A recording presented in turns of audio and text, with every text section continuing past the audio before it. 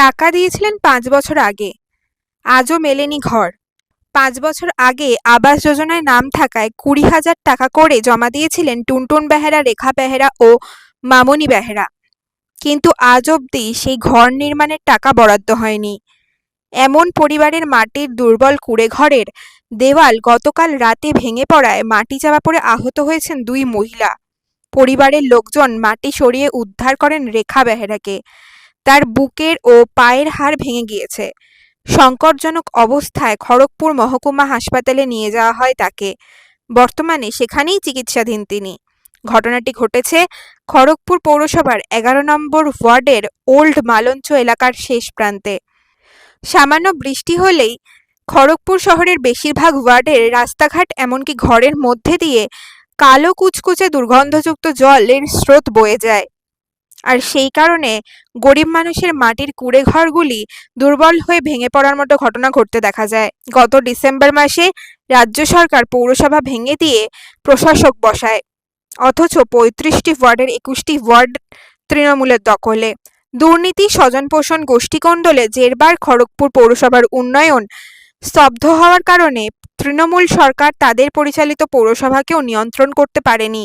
গত ৩ বারের এখানের বিধায়ক বিজেপির, এবারেও দিলীপ ঘোষ জয়ী হয়েছেন।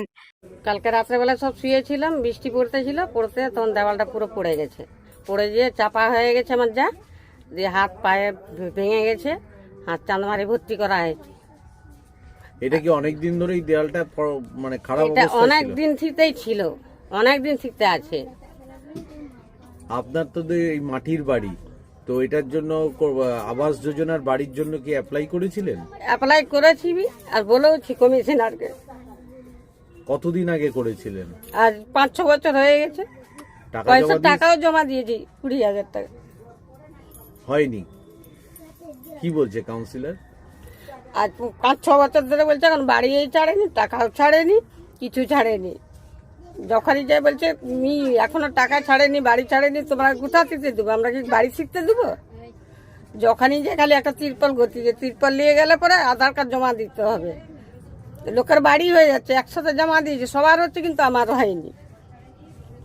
আমার খুব দুঃখ লাগে। আমার স্বামী থাকলে কি আজকে এই অবস্থা হতো বলো? আমার বর নেই, কিছু নেই, স্বামী মারা গেছে, কিন্তু ঘরের অবস্থা, বাচ্চা ছেলে মেয়েরা ছোট ছোট, নাতি নাতনিরা ছোট ছোট। ছেলে যদি বড় থাকতো থাকতো তাহলে আমার কোনো কষ্ট ছিল না। আজকে দেখো না, দেওয়াল পড়া মানুষ জখম হয়ে গেছে, টানমারে ভর্তি হয়ে গেছে।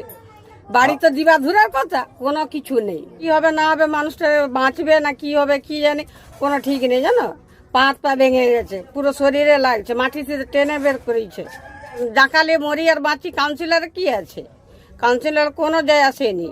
মরুক বাঁচুক, মানুষ মরলে কি আছে? এর আগেও তো আপনার দেওয়াল ভেঙেছিল আরেক দিকে। দেওয়াল যখন ওইটা ভেঙেছিল তখন কাউন্সিলরকে নিয়ে এসে ফটো তুলে নিয়ে গেল, কিন্তু কাউন্সিলর গ্রাহ্য করেনি। বৃষ্টি ভিজে ভিজে গেছি। আজ ৫-৬ বছর ধরে পয়সা জমা দিয়েও বাড়ি পাইনি। তাহলে আমরা গরিব মানুষ কোথায় যাব বলো? আজকে যদি বাচ্চারা যদি জাঁকা হয়ে যায়, কিংবা নিজেরাই যদি জাঁকা হয়ে যায়, তো বাড়ি চালিয়ে কি করে? শ্মশানে দিয়ে আসবে? আমরা লোকের বাড়ি বাথরুমে দেখাই, লোকের বাড়িতে কাজে যাবো না কাউন্সিলরের পিছনে দৌড়াবো বলো? যখনই যাবে বলবে দাও নিয়ে যাও একটা তিরপল, কি হবে? বাড়ির দেওয়াল পড়ে গেছে তো ঠিক আছে, নিয়ে যাও তিরপল। তিরপল নিয়ে এসে কি করবো?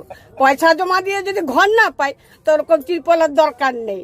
ওই জন্য তো আজকে দেওয়াল পড়তে যেতে ঘরে যে রাখতে তবে আসছে। যে বলছে নেই কমিশনার, বাবা নেই, বাইরে গেছে ঘুরতে। তো বাইরে যদি ঘুরতে যাবে তো আমাদের ঘর দুয়ার গুলো কি হবে? আমরা মরে যাই, কিন্তু ঘুরুক। শাশুড়ির গায়ে দেওয়াল পড়ে গেছে, যে আমাদের এখানে কমিশনারের লোক এসেছিল, কমিশনারের লোক এসে তিরপল দিয়ে গেল।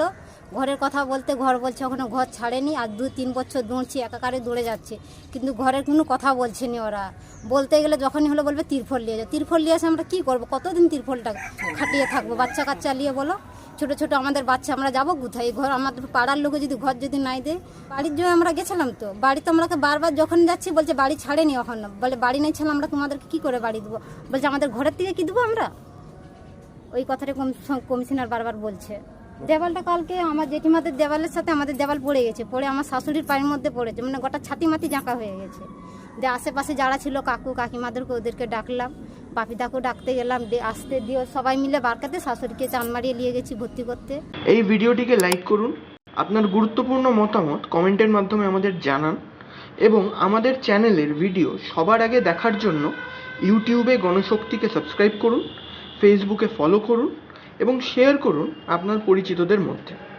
আমাদের চ্যানেলে আপলোড হওয়া ভিডিও নোটিফিকেশন পেতে বেল আইকনটি ক্লিক করতে ভুলবেন না।